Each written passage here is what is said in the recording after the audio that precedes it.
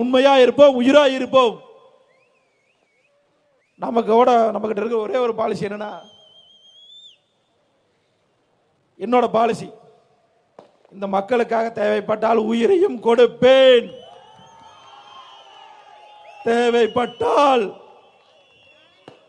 அது சொல்ல தேவையில்லை, என் பக்கம் செஞ்சுட்டு போயிட்டே இருப்பானுங்க, நான் சொல்ல தேவையில்லை. பார்த்து நடந்துக்க பங்காளி, பார்த்து நடந்துக்க பங்காளி.